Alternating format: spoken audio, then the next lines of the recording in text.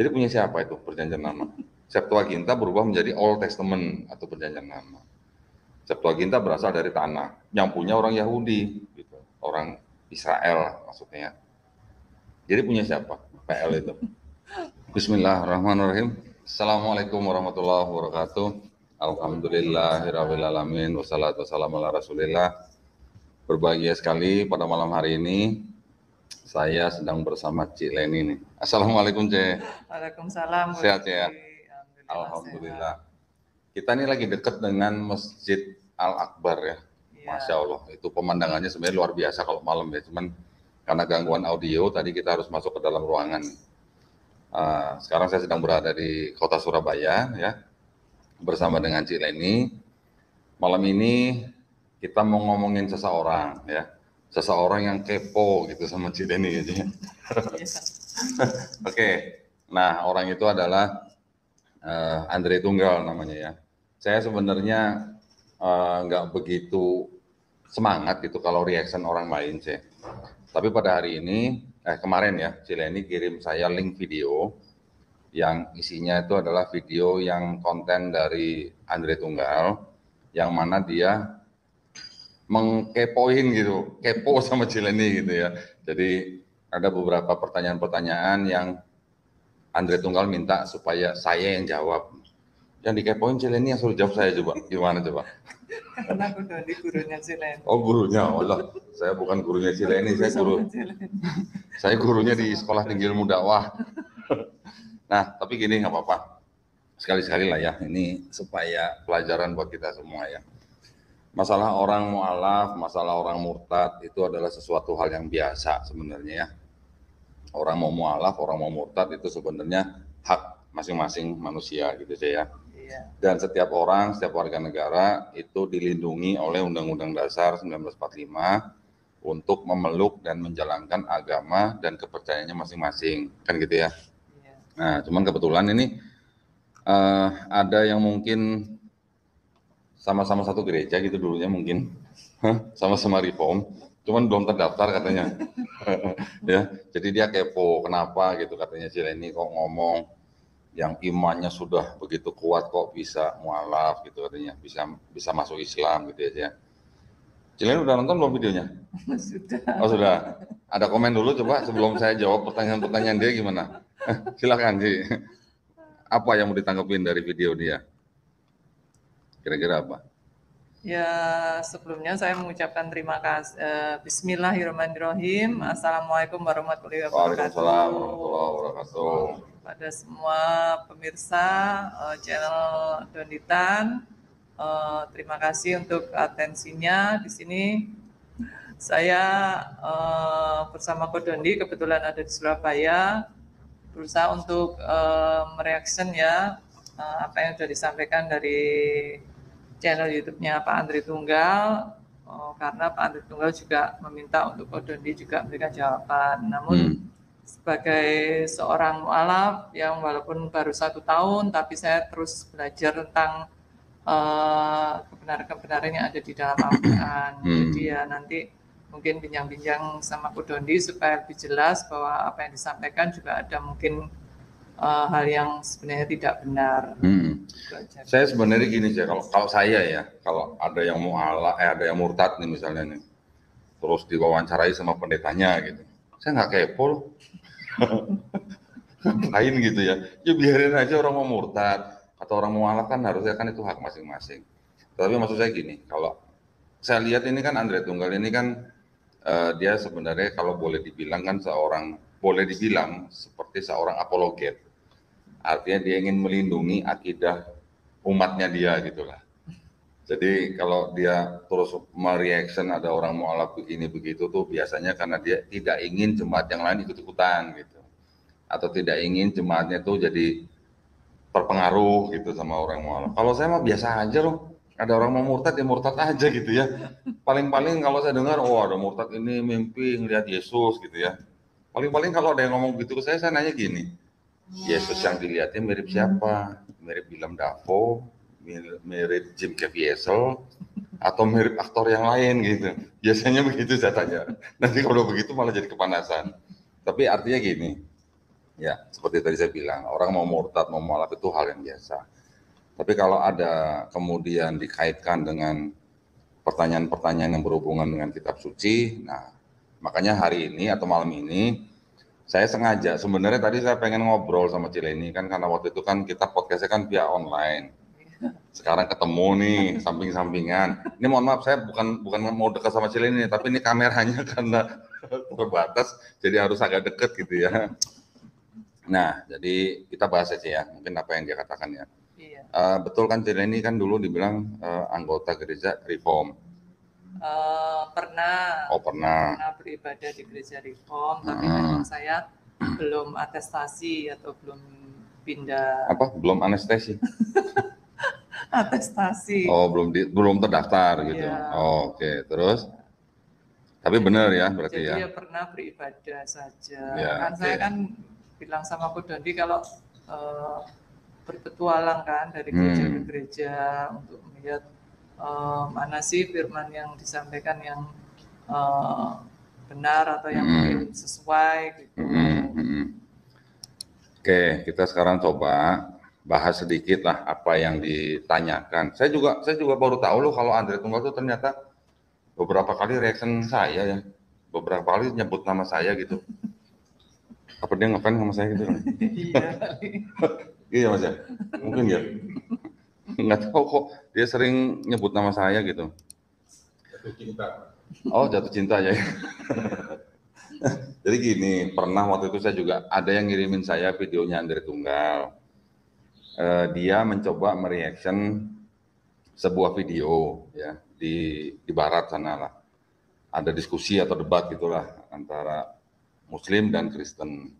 Yang Muslim mempertanyakan tentang kontradiksi di dalam Bible mengenai usia Raja Ahazia. Di ayat 1 bilang 22 tahun, di ayat yang lain sebut 42 tahun. Dia reaction tuh videonya. Saya nonton videonya, oh saya pengen tahu jawabannya dia apa gitu. Saya udah tahu jawaban dari Kristen-Kristen yang lain, saya udah tahu, maksud saya Kristen yang jujur ya. Saya udah tahu jawabannya. Lama dia ngomongin hal-hal yang nggak begitu penting gitu. Sampai akhirnya sampai kepada poin itu tuh udah berapa menit gitu dari awal.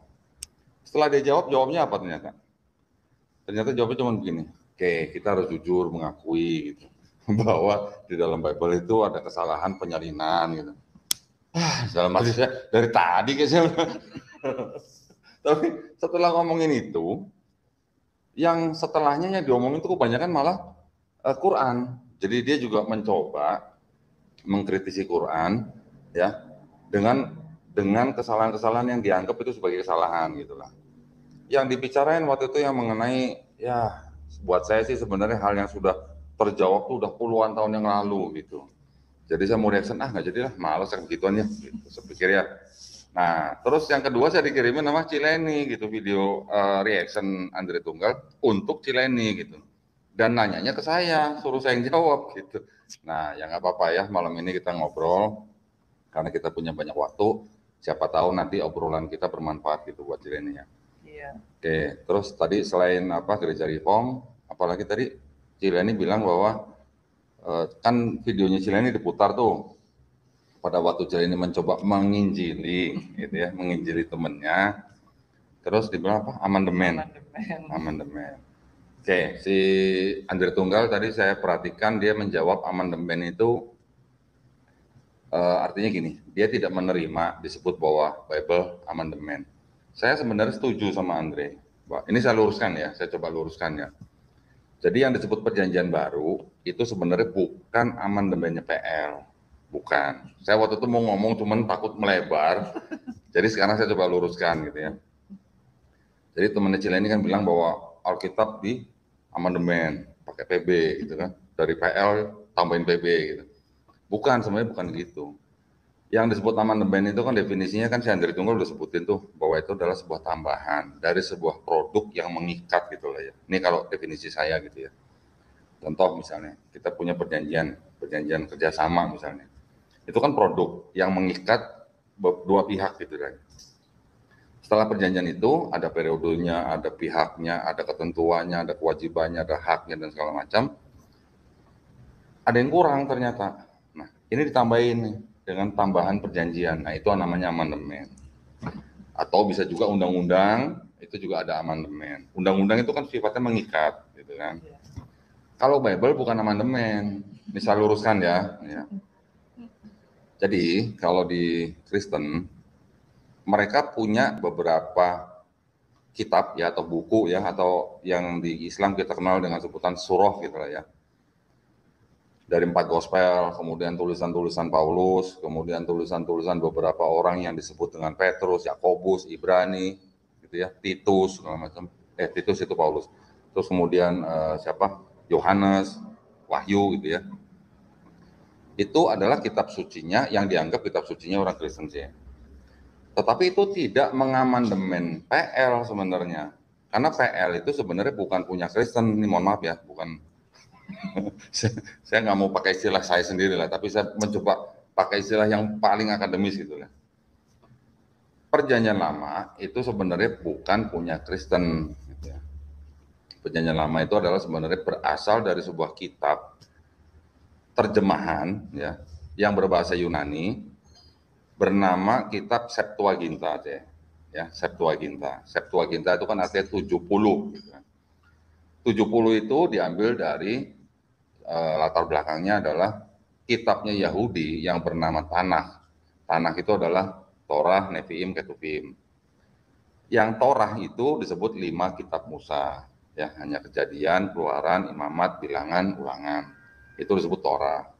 Torah itu kira-kira di abad ketiga sebelum Masehi, kira-kira tahun 260 atau 270 sampai 260 sebelum Masehi, oleh Raja Ptolemy II yang berkuasa di Alexandria, Mesir, dia menyuruh 72 rabi-rabi Yahudi untuk menerjemahkan ke bahasa Yunani.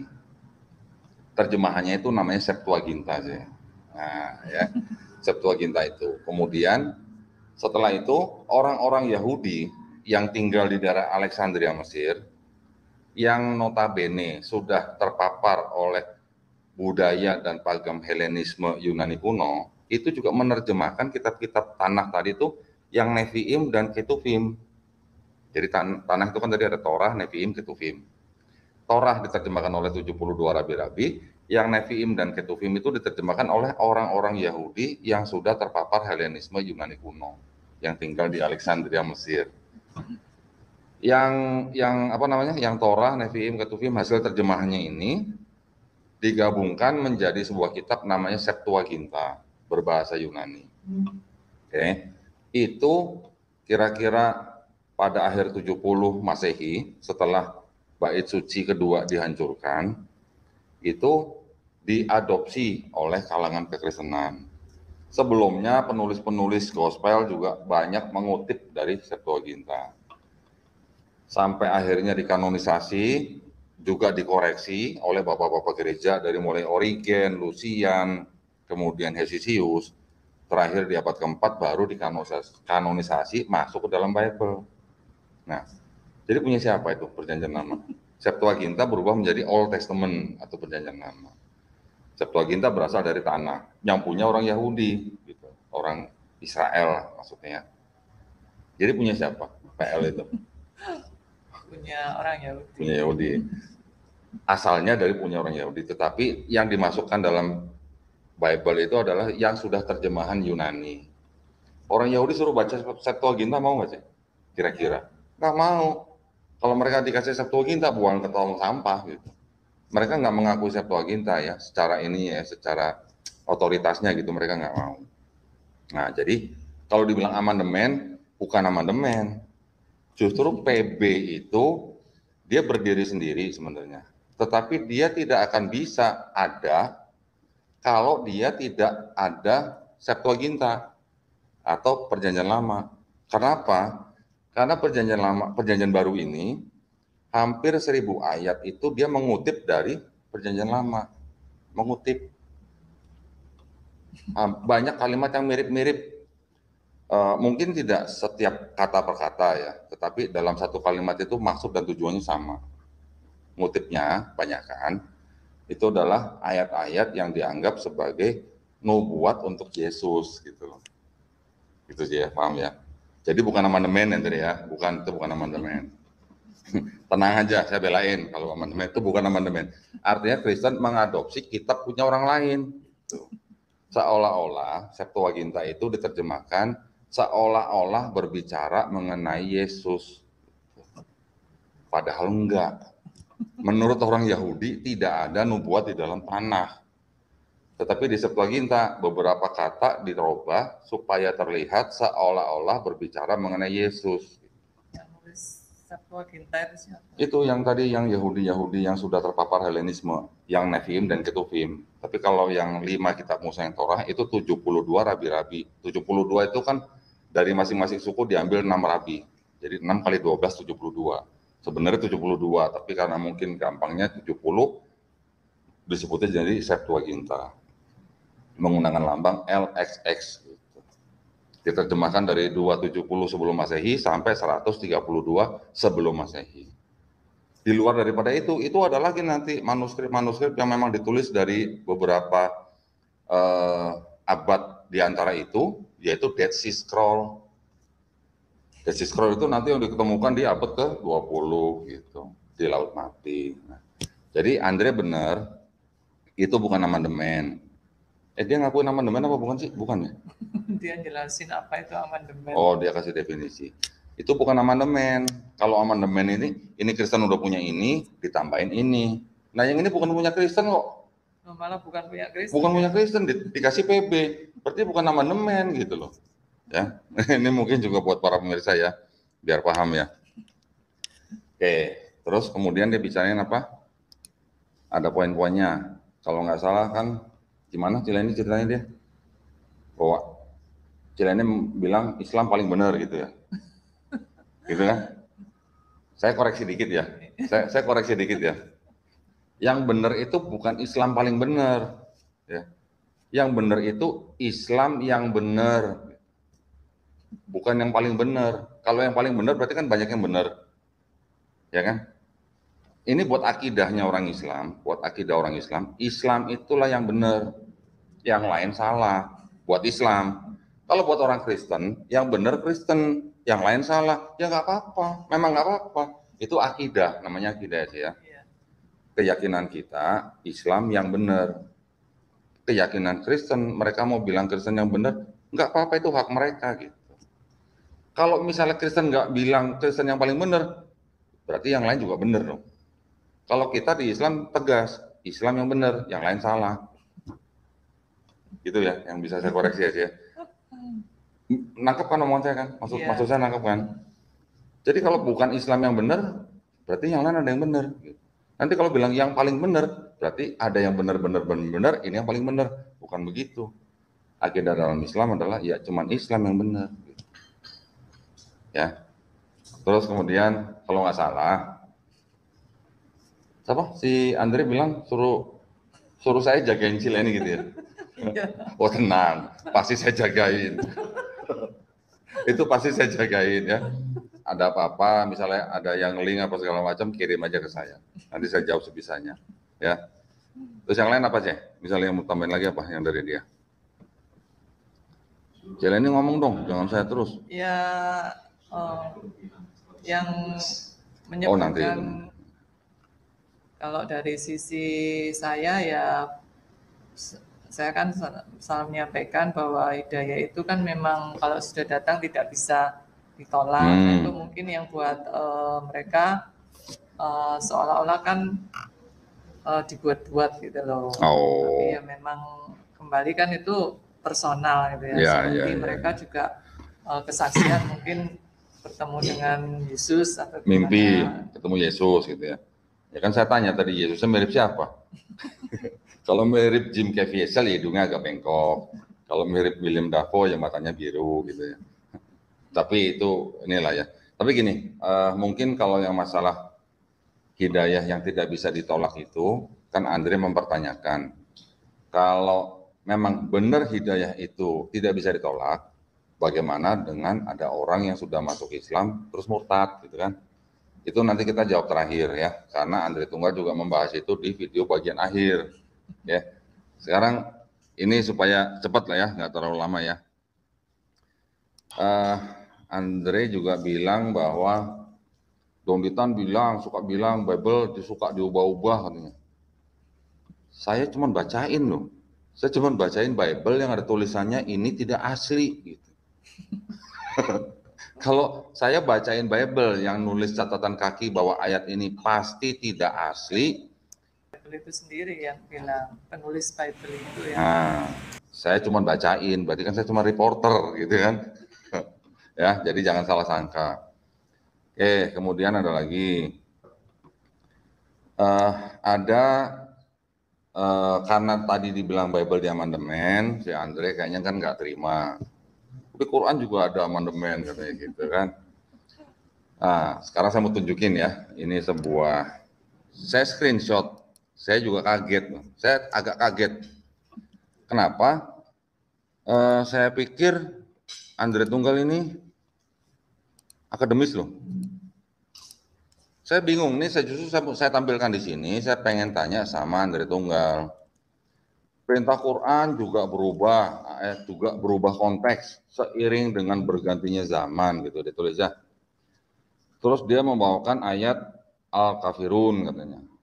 Quran surah 119 ayat 6. Untukmu agamamu dan untukku agamaku. Katanya dia surat ini diturunkan di Mekah atau yang disebut dengan surat-surat Makkiyah. Saya pengen nanya, sejak kapan Quran punya surah nomor 119 gitu ya? Dan Quran versi apa gitu yang ada surah nomor 119-nya gitu? Ada nggak sih Quran nomor 119 sih? Mungkin maksudnya dia ini Quran surah nomor 109 gitu kali mungkin ya. Surat Al-Kafirun ya yang disebut lakum dinukum waliyadin gitu ya. Nah, saya sengaja tampilkan di sini supaya maksud saya Andre tolong berhati-hati, jangan malu-maluin diri sendiri gitu ya. Oke, ngomongnya gayanya mungkin meyakinkan. Tapi kalau salah begini malu gitu ya. Nanti diketawain sama anak-anak yang baru belajar Quran. Mana ada tuh Quran nomor 119 suratnya gitu. Saya pengen tahu, pengen lihat Quran surat apa yang 119 gitu ya. Oke lah, tapi ini mungkin salah ketik lah ya. Tapi dia ngomong 119 loh. Iya, berkali-kali 119. Dia nyebutnya 119 loh, bukan 109 loh. 2 kali ya? Oh. Berarti ada kemungkinan dia memang nggak tahu ya. Surat Al-Kafirun itu 109 ya nomornya ya. Oh, bolos maksudnya. Oh. Oke. Di surat Al-Kafirun ayat terakhir disebutkan kan lakum dinukum waliyadin. Di situ kan dimaksudkan bahwa agamamu untukmu agamamu, untukku agamaku. Maksudnya dia begitu ya. Menurut dia pada waktu itu di Mekah Nabi Muhammad SAW itu menyatakan ayat ini sebagai bentuk toleransi. Dia ngomong toleransi kan. Tapi sebenarnya gini, di menit keberapa gitu saya lupa dia mengatakan bahwa dia sudah baca Quran, dia sudah belajar, gitu ya, dan dia sudah menunjukkan asbabun nuzulnya. Saya nggak nemu dia ngomongin asbabun nuzul, justru saya tungguin asbabun nuzulnya mana gitu loh. Dia nggak ngomong-ngomong mengenai asbabun nuzul gitu. Tahu-tahu dia bilang pokoknya nih loh ada surat yang bertoleransi untukmu agamamu, untukku agamaku, tetapi di lain ayat dikatakan bahwa di surat At-Taubah ayat 5 dikatakan bahwa bunuhlah semua kafir, semua orang kafir gitu kan. Nah, saya mau balik dulu ke Al-Kafirun ya. Ini kan karena Andre minta saya jawab, jadi saya coba jawab ya. Ini dengerin dulu gitu ya. Dia beberapa kali ngomongin soal konteks. Ya, kalau bicara ayat Bible, dia pasti ngomong ada konteksnya, gitu kan? Iya. Di Quran juga begitu, ada konteksnya. Baca dulu asbabun nuzulnya, kalau perlu baca dulu tafsirnya. Kalau perlu baca tafsir, jangan cuma dari satu tafsir, baca beberapa tafsir. Ada kesamaan nggak, ada perbedaan nggak? Gitu. Ini konteksnya apa? Cerita latar belakangnya apa, gitu ya. Nah. Jadi Al-Kafirun itu kan asbabun nuzulnya nih, ini saya kasih tahu nih ya sekarang ya asbabun nuzulnya ya, supaya jangan asal gitu lah maksudnya. Surat Al-Kafirun itu kan diturunkan pada waktu Nabi diminta oleh orang-orang kafir untuk bahasanya itu gantian gitu.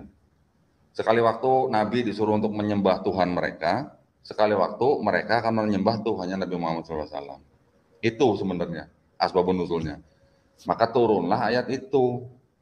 Aku tidak akan menyembah Tuhan kamu, kamu juga tidak akan menyembah Tuhan aku tidak akan menyembah kamu, untukmu agamamu, untukku agamaku. Ya, jadi nggak ada ganti-gantian gitu lah. Itu konteksnya, Yandre. Gitu. Kemudian lari ke surat At-Taubah ayat 5. Sayangnya Andre langsung masuk ke ayat 5. Dia nggak baca dari ayat 1, 2, 3, 4, dan 6, 7, 8. Itu nyambung. Surat At-Taubah itu kan sebenarnya juga ada kaitannya dengan beberapa ayat di surat sebelumnya. Gitu ya, yang membicarakan tentang perjanjian. Nah, mana kalau Andre bilang bacain asbabun nuzulnya, yang mana yang dibacain? Saya nggak dengar Andre itu ngomongin masalah ada perjanjian apa antara Nabi Muhammad SAW dengan umatnya dan orang-orang kafir, ya, yang tinggal di sekitar Mekah. At-Taubah itu diturunkan setelah kejadian Fathul Mekah, artinya setelah Mekah direbut oleh kaum muslimin. Tetapi masih ada orang-orang kafirun itu yang di sekitar Mekah yang memang sengaja membuat perjanjian dengan umat Islam, tetapi perjanjian yang sudah dibuat itu seringkali dilanggar. Dilanggar itu artinya apa? Bukan dilanggar di musola, bukan. Dilanggar maksudnya dilanggar artinya tidak ditepati gitu ya. Nah, karena tidak ditepati, makanya kita baca dari ayat 1 dari surat At-Taubah. Kita lihat dulu ya sebentar ya. Nih, saya bacain aja lah terjemahannya biar cepet lah ya. Atau saya tampilin ya, biar cepet lah. Bentar. Ayat 1, inilah pernyataan pemutusan perhubungan daripada Allah dan Rasul-Nya yang dihadapkan kepada orang-orang musyrikin yang kaum muslimin, telah mengadakan perjanjian dengan mereka. Ayat kedua, maka berjalanlah kamu kaum musyrikin, kamu nih kaum musyrikin ya, di muka bumi selama 4 bulan, dan ketahuilah bahwa sesungguhnya kamu tidak akan dapat melemahkan Allah. Dan sesungguhnya Allah menghinakan orang-orang kafir. Maaf Andrea. Bener kan? Saya baca bener kan? Iya. Ayat ketiga, dan inilah suatu pemakluman dari Allah dan Rasulnya kepada umat manusia pada hari Haji Akbar, bahwa sesungguhnya Allah dan Rasulnya berlepas diri dari orang-orang musyrikin. Kemudian jika kamu orang kaum musyrikin bertobat, maka bertobat itu lebih baik bagimu. Dan jika kamu berpaling, maka ketahuilah bahwa sesungguhnya kamu tidak dapat melemahkan Allah. Dan beritakanlah kepada orang-orang kafir bahwa mereka akan mendapat siksa yang pedih. Ayat yang keempat, nah perhatikan nih, kecuali orang-orang musyrikin yang telah kamu mengadakan perjanjian dengan mereka, dan mereka tidak mengurangi sesuatu pun dari isi perjanjianmu, dan tidak pula mereka membantu seseorang yang memusuhi kamu, maka terhadap mereka itu penuhilah janjinya sampai batas waktunya. Sesungguhnya Allah menyukai orang-orang yang bertakwa. Nah, ini ayat 5-nya nih. Apabila sudah habis bulan-bulan haram itu, maka bunuhlah orang-orang musyrikin itu di mana saja kamu jumpai mereka dan tangkaplah mereka. Kepunglah mereka dan intailah di tempat pengintaian. Jika mereka bertobat dan mendirikan sholat dan menunaikan zakat, maka berilah kebebasan kepada mereka untuk berjalan. Sesungguhnya Allah Maha Pengampun lagi Maha Penyayang. Pertanyaan saya, Andre tahu nggak yang dimaksud dengan perjanjian di ayat 1, 2 itu perjanjian apa? Gitu.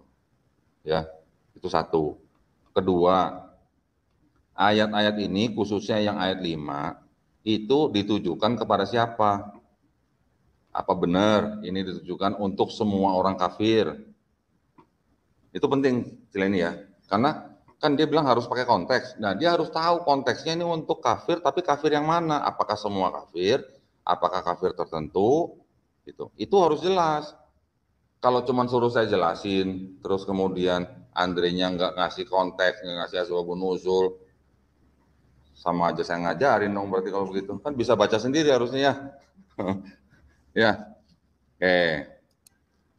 Itu ya, itu baru konteksnya. Oke.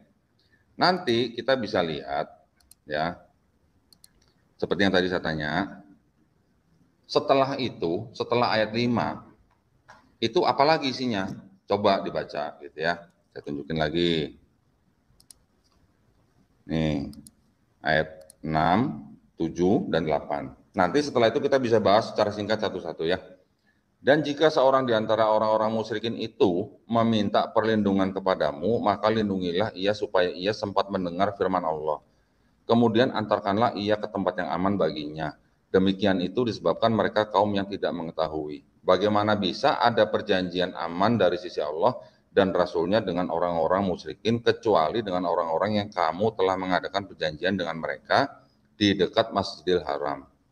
Maka selama mereka berlaku lurus terhadapmu, hendaklah kamu berlaku lurus pula terhadap mereka. Sesungguhnya Allah menyukai orang-orang yang bertakwa. Bagaimana bisa ada perjanjian dari sisi Allah dan Rasulnya dengan orang-orang musyrikin? Padahal jika mereka memperoleh kemenangan terhadap kamu, mereka tidak memelihara hubungan kekerabatan terhadap kamu dan tidak pula mengindahkan perjanjian. Mereka menyenangkan hatimu dengan mulutnya, sedang hatinya menolak. Dan kebanyakan mereka adalah orang-orang yang fasik, tidak menepati perjanjian. Oke. Dipahamin ya, coba dipahamin dikit gitu ya. Ini kan sebenarnya gampang, masalah ini gampang sebenarnya. Jadi masalah di At-Taubah ayat 1 sampai 8, itu sebenarnya nggak ada hubungannya dengan Al-Kafirun ayat 6. Secara konteks nggak ada hubungannya, secara latar belakang juga nggak ada hubungannya, atau asbabun nuzulnya juga nggak ada hubungannya gitu. Berubahnya berubah di dalam konteks yang totally different gitu loh. Al-Kafirun turun pada waktu Nabi Muhammad SAW masih berada di Mekah. Oke. Itu udah ada perang belum? Belum ya. Setelah di Madinah ada perang. Di dalam perang itu kan pasti diatur, ya kan? Ada perjanjian-perjanjian, ada yang namanya gencatan senjata gitu loh. Waktu di Mekah memang Nabi sudah dipersekusi karena kan baru awal-awal kan. Sudah dipersekusi. Begitu dipersekusi kan beliau kan hijrah ke Madinah gitu ya. Pas hijrah baru mereka bisa berperang setelah Nabi Muhammad SAW mempunyai kekuatan untuk perang, kekuatan militer gitu. Nah setelah perang ya pasti ada dong yang namanya perjanjian-perjanjian gitu loh ya. Apa hubungannya perjanjian dalam perang dilanggar terus harus membunuh lawan dengan pada saat Nabi di Mekah belum ada perang? Hubungannya di mana? Kok mungkin dijelaskan perangnya itu sebabnya apa? Loh, Karena mereka tuh selalu nganggep kok, oh kayaknya Nabi Muhammad itu ngajak perang. ngajak perang. Oh dulu di gereja diajarin gitu ya. Nabi Muhammad tuh dewa perang gitu ya. Ya pasti diajarin gitu kan. Perangnya pasti apa? Namanya orang suku Quraisy itu kan mereka kan sebagai penguasa Mekah. Mereka itu kan sebagai apa ya? Khususnya ini paman-pamannya Nabi sendiri ini. Mereka itu kan pengurus-pengurus daripada Ka'bah. Oke. Mereka itu bisnis. Ka'bah itu menjadi bisnis buat mereka. Gitu. Mungkin pada awalnya mereka dan orang tuanya dan leluhurnya, mereka itu semuanya tauhid. Tetapi begitu mulai ada patung-patung di sekitar Ka'bah yang dibawa oleh Amr bin Luhai dari Persia, dibawa ke situ, mulanya satu, tambah lagi sampai ada 360 patung di situ. Orang-orang ramai dan datang ke situ kan. Datang bayar nggak? Beli tiket dong. Yang terima tiket, yang terima duit ini keluarga besar daripada Nabi Muhammad SAW. Jadi itu adalah ada bisnisnya. Sekarang begitu Nabi Muhammad SAW mulai berdakwah, mulai menyiarkan Islam, ya, yang murni, terganggu nggak ini? Pasti dong, penghasilan dong, terganggu dong. Apalagi kalau orang sudah mulai mengikuti ajaran Nabi Muhammad SAW. Dong. Wisatawan berkurang dong, devisa menurun begitu loh ceritanya. Karena menurun, berkurang, kepentingan terganggu, otomatis mereka tidak mau dong ada dakwah Nabi Muhammad SAW dong. Pasti kan? Bahkan sampai Nabi Muhammad SAW tuh sampai hijrah ke Madinah pun, mereka masih nggak terima gitu loh. Karena yang ke Ka'bah itu pasti ada pengaruh gitu. Makin banyak orang yang mengikuti ajaran Nabi Muhammad SAW. Karena itulah mereka jadi berperang. Kalau suku Quraisy ini bisa memberantas Nabi Muhammad SAW dan tentaranya, bisnis kembali oke gitu loh. Ya kan? Tapi karena makin banyak orang yang masuk Islam, makanya mereka selalu memerangi. Sampai akhirnya makin banyak orang masuk Islam, barulah mereka sudah tidak punya apalagi ya, kayak semacam, mungkin mereka masih punya kekuatan militer, tetapi pada waktu Fathul Mekah, Ka'bah itu didatangin oleh Nabi Muhammad SAW beserta 10.000 sahabat-sahabatnya, itu nggak ada pertumpahan darah loh. Nggak ada pertumpahan darah. Bahkan dikatakan apa? Yang nggak mau mati ya silahkan masuk rumah gitu. Yang masuk rumah Abu Sofyan selamat gitu. Sudah sampai begitunya gitu. Jadi tidak ada pertumpahan darah. Yang ada apa? Pemecahan patung-patung berhala. Semua patung-patung itu semua dihancurkan. Gitu. Jadi semuanya kembali kepada yang namanya Ka'bah sebagai tempat hijrah yang sudah dilakukan sejak zaman Nabi Ibrahim alaihissalam, bahkan dari sejak zaman Nabi Adam alaihissalam. Itu sebenarnya ingin dikembalikan. Gitu. Kepentingan itu yang menjadikan suku-suku di Arab itu saling berebut kekuasaan. Makanya sampai jadi perang. Gitu. Nah sekarang kalau lagi perang, bunuh-bunuhan nggak? Bunuh-bunuhan. Hah? Perang ya. Atau joget-joget? Ya namanya perang ya pasti kan bunuh-bunuhan ya. Mana ada sih perang misi ya, tusuk gitu kan enggak. Ya pasti kan mereka saling membunuh. Tetapi intinya nih ya, sekarang kita masuk ke intinya ya. Saya bacain aja ya, biar cepet lah gitu ya. Bila dilihat dari sisi konteksnya, ayat-ayat awal at-Taubah itu turun pada tahun 9 Hijriah untuk memberitahukan umat Islam agar membatalkan perjanjian dengan suku-suku di sekitar kota Mekah. Kecuali Bani Damrah. Nah ini tolong diperhatiin nih.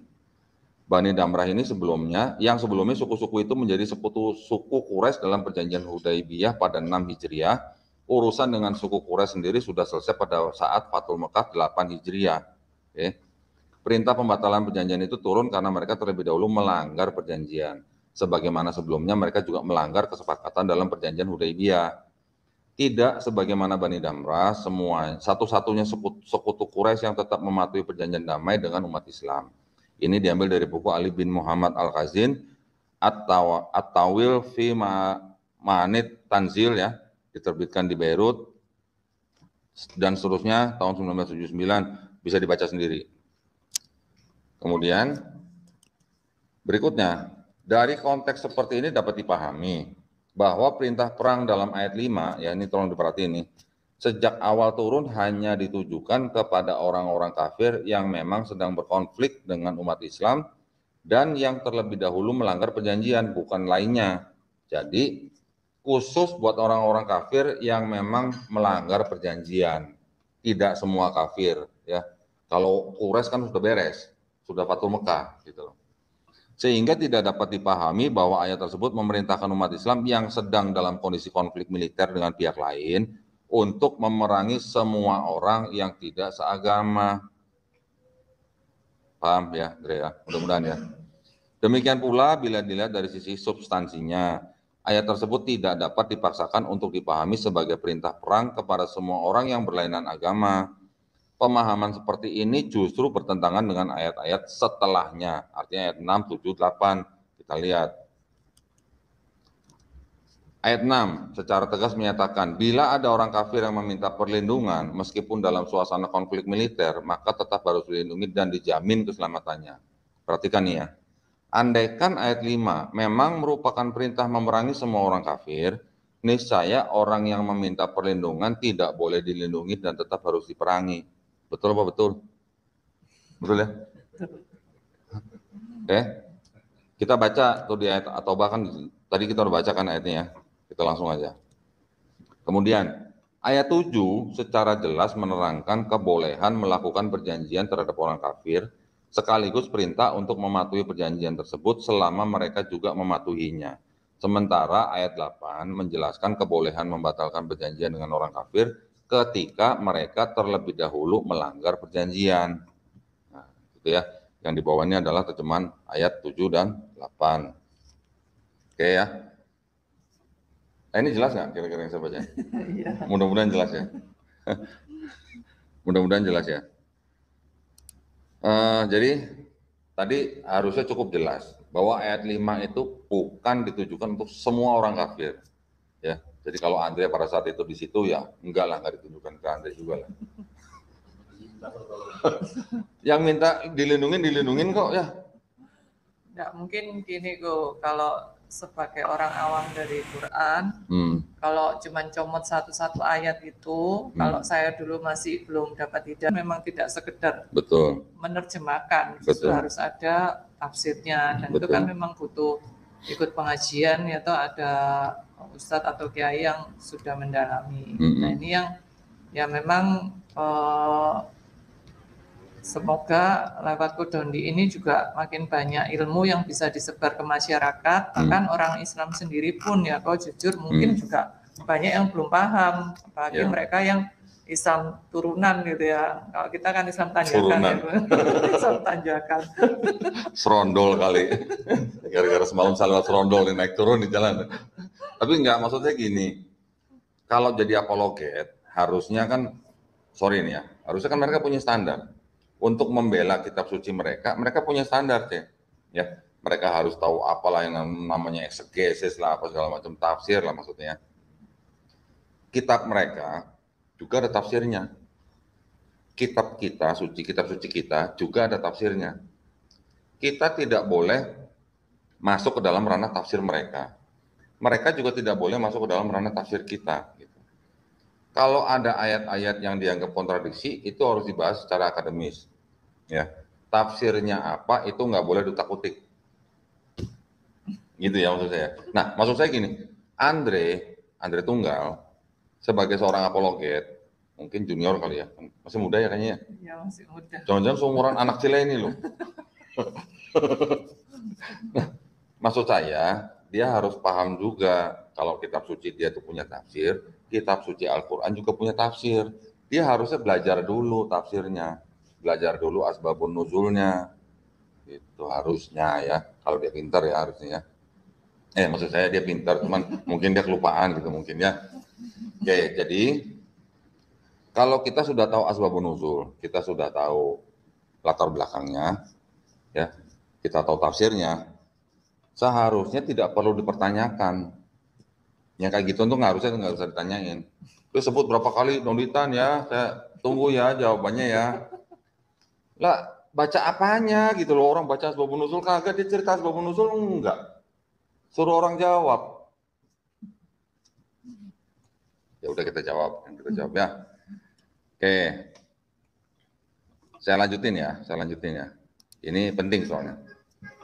Andaikan ayat 5 merupakan perintah memerangi semua orang kafir, maka niscaya umat Islam tidak boleh membuat perjanjian damai dengan mereka, dan tidak akan ada sikap-sikap berbeda, mematuhi perjanjian ketika mereka mematuhinya dan membatalkan perjanjian ketika mereka melanggarnya.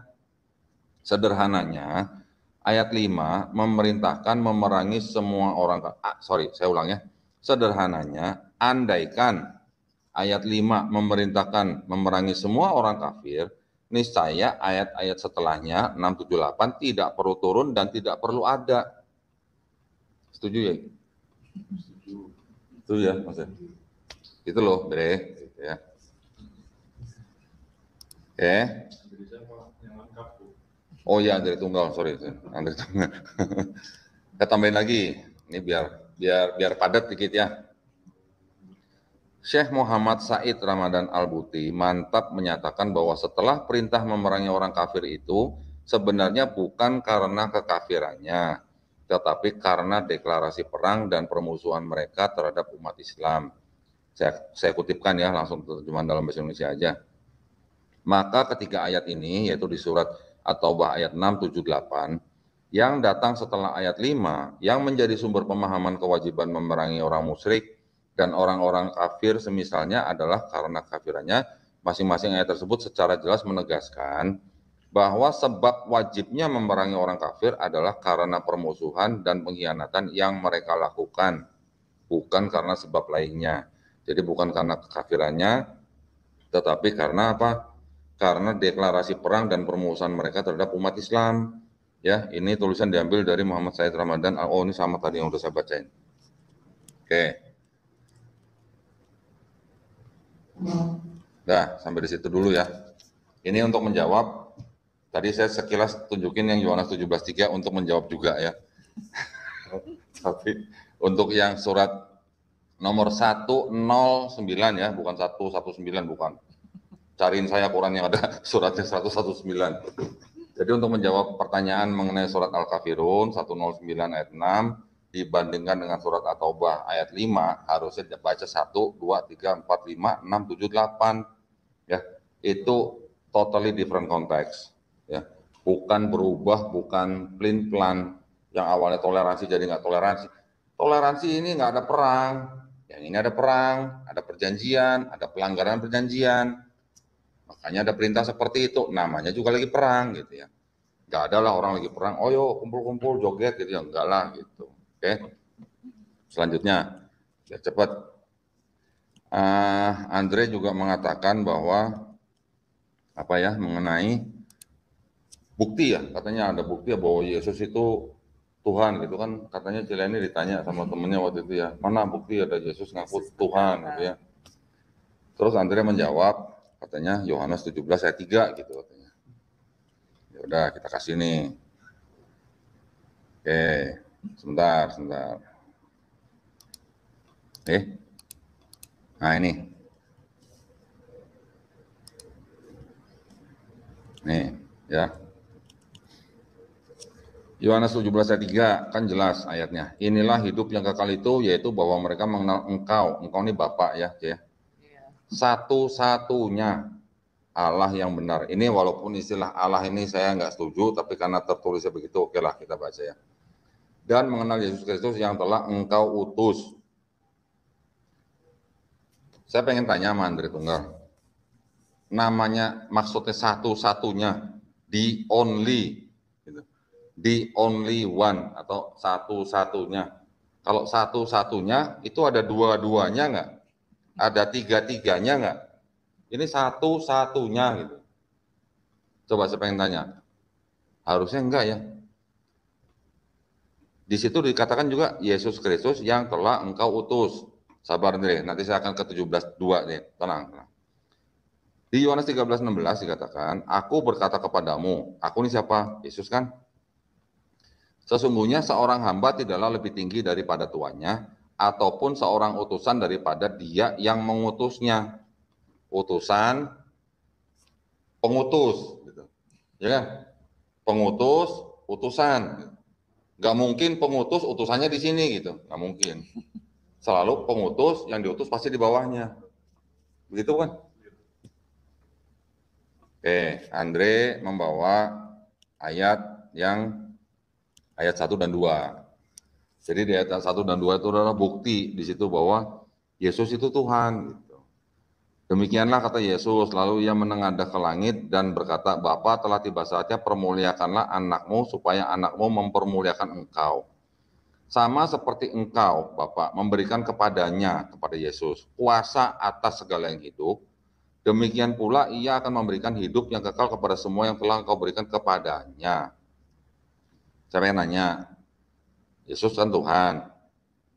Tuhan itu menerima kuasa.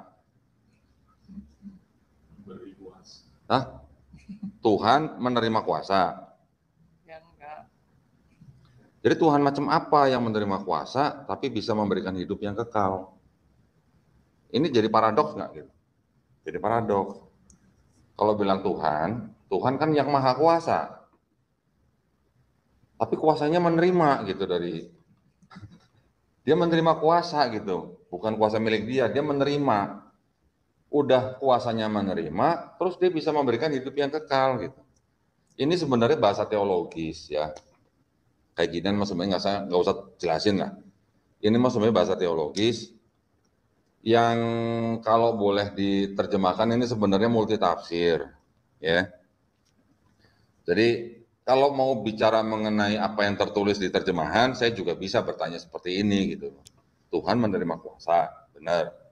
Terus Tuhan macam apa yang terima kuasa, memberi hidupnya kekal gitu. Nanti ada pertanyaan lagi lanjutannya gitu. Dia bilang, nih kan Andre bilang begini, yang kekal hanya Allah, yang kekal hanya Tuhan. Tahu nggak bedanya Tuhan sama Allah sih? Tahu nggak? Kalau di Inggris, Tuhan itu God, ya, G-O-D. Indonesianya, bahasa Indonesianya apa? Tuhan. Ada nggak kamus? Ada nggak kamus bahasa Inggris? God itu bahasa Indonesianya Allah gitu.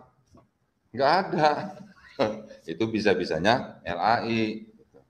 Jadi sebenarnya mungkin orang Kristen atau mungkin Andre sendiri juga mungkin nggak tahu lah bedanya antara Tuhan dan Allah. Mungkin mereka akan bilang, oh kalau Allah itu Bapa yang Maha Kuasa di atas, kalau Tuhan itu yang berkarya di bumi, itu paling jauh-jauhnya. Ya. Tapi sebenarnya kalau kita mau jujur, kita lihat dari bahasa Inggrisnya God, itu Indonesianya adalah Tuhan. Kalau di Inggrisnya Lord, harusnya Tuan, gitu. Atau Pak, gitu, atau Sir, gitu. Itu harusnya. Ya. Tapi karena mungkin alasan teologis, mereka selalu menyamakan God itu dengan Allah, Lord itu dengan Tuhan, gitu. Ya. Terus Anda juga mengatakan yang kekal hanya Allah, yang kekal hanya Tuhan, dan Tuhan yang memberikan hidup yang kekal. Siapa yang memberi hidup kekal kepada umatnya Musa, umatnya Daud, umatnya Salomo? Yesus. Kira-kira gitu ya. Kalau Andre Tunggal mengatakan bahwa Yesus itu yang memberikan hidup kekal ya kepada orang Kristen, terus yang memberikan hidup kekal kepada umat-umat sebelumnya siapa? Sebelumnya gitu, Nabi Musa, Nabi Daud, Nabi Salomo. Kan mereka juga punya umat kan ya, bangsa Israel ya. Siapa yang memberikan mereka hidup kekal juga gitu? Yesus juga gitu. Menurut Cile ini gimana? Ada tanggapan? Ya karena mereka menganggap Yesus itu Tuhan. Bapak dari awal gitu. Borongan gitu. Ya, jadi ini adalah pertanyaan sebenarnya simpel. Nggak perlu dipanjang lebar sebenarnya. Tapi ya kita hormati aja. Mereka mau percaya seperti itu ya nggak apa-apa. Terus Andre Tunggal memberikan satu lagi ayat. Ini adalah bukti bahwa Yesus adalah Tuhan gitu ya.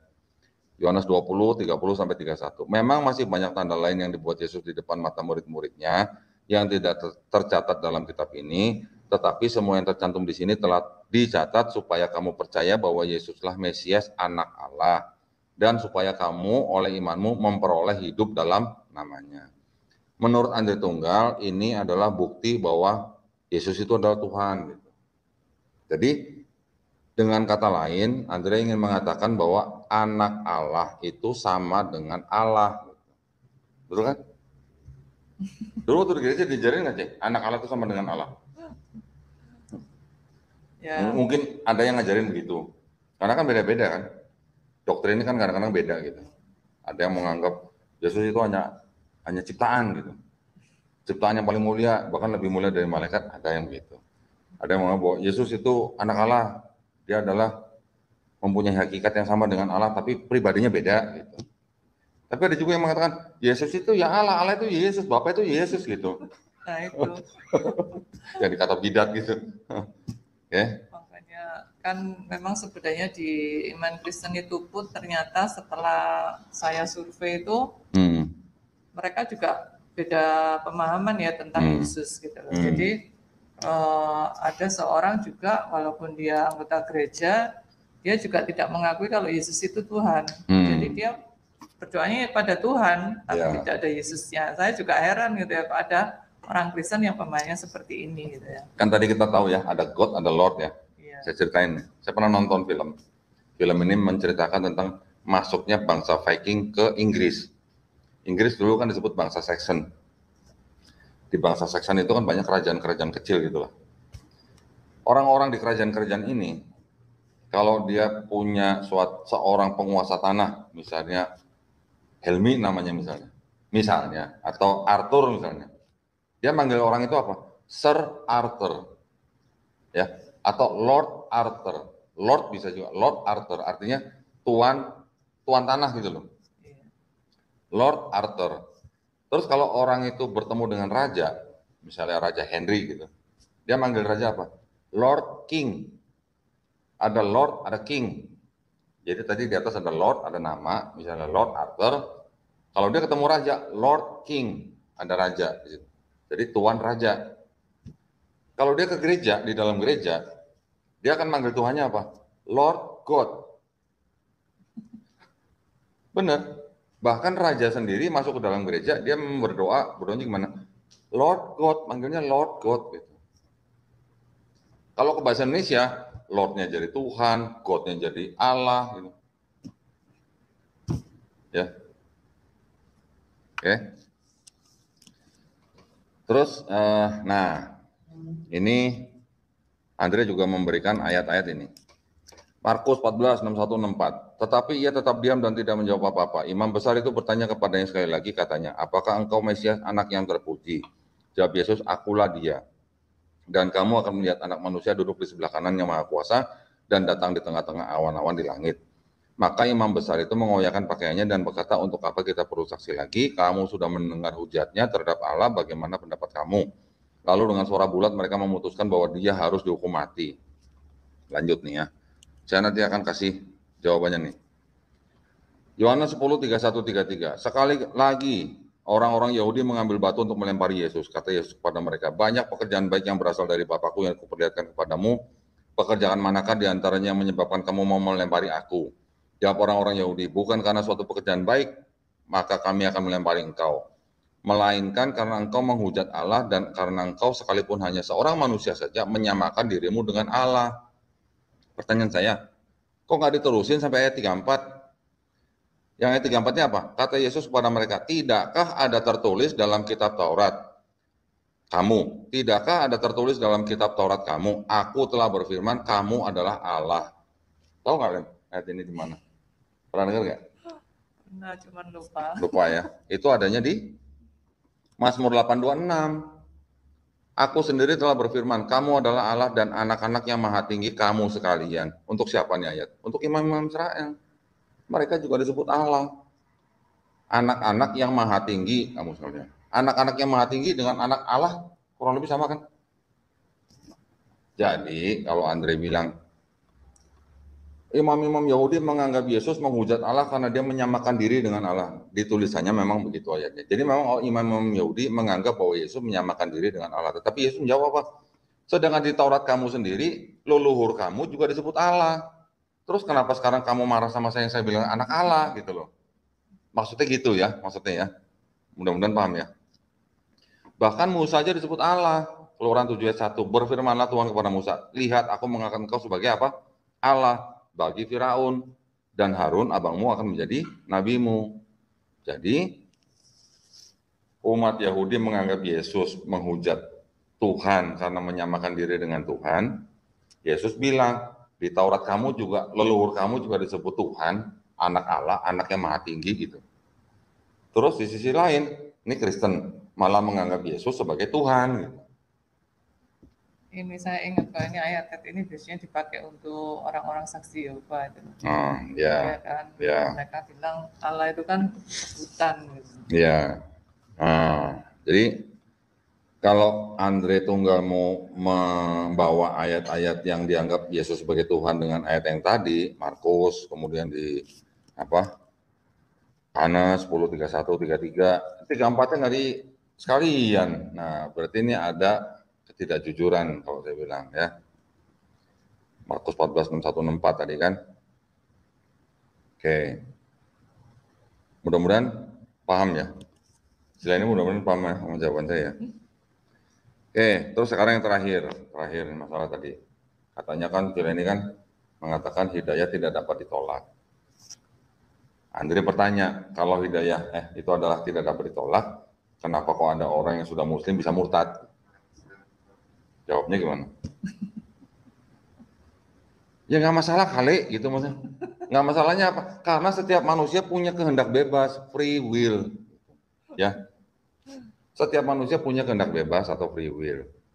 Jadi ada sebuah hadis mengatakan bahwa setiap bayi ya yang akan dilahirkan, dia menerima rohnya dari malaikat-malaikat yang meniupkan rohnya pada umur 40 hari itu sudah ditetapkan 4 hal, gitu ya. Pertama apa? Ajal, kemudian rezeki, kemudian amal, kemudian celaka atau bahagia. Celaka atau bahagia ini sebenarnya adalah apa? Sebenarnya ini boleh dibilang celaka itu neraka, bahagia itu adalah surga. Gitu. Jadi 4 hal ini sudah ditetapkan. Yang menetapkan siapa? Allah Subhanahu Wa Taala sendiri. Jadi Allah Subhanahu wa taala sudah mengetahui ini orang bakal masuk neraka atau orang ini bakal masuk surga. Tetapi begitu orang itu dikasih kehidupan, dikasih nafas hidup, setiap orang itu pasti dikasih apa? Ujian. Ujiannya apa? Ujiannya mau beriman atau mau zalim. Gitu loh. Dan setiap orang dikasih free will. Kalau untuk orang-orang yang tidak menerima Islam itu hukumnya tersendiri. Tapi kalau orang-orang yang sudah menerima pesan Islam, pilihannya cuma dua, mau jadi orang beriman atau mau jadi orang zalim atau istilah orang kafir gitu. Jelas kan pilihannya kan? Selama dia menjadi orang Muslim, selama dia orang menjadi orang zalim, masing-masing kan masih mempunyai consciousness gitu loh, kesadaran, masih punya kehendak bebas. Di dalam perjalanan mereka jadi Muslim, di dalam perjalanan mereka menjadi orang kafir, terus kemudian mereka hendak memilih sesuatu yang lain, itu karena kehendak dia, kehendak masing-masing manusia gitu. Terus tahu-tahu kalau orang sudah menjadi Muslim, nggak bisa murtad gitu, ya bisa orang dia punya kehendak bebas gitu. Tetapi itu adalah di dalam rangka dia menjalani ujian dia.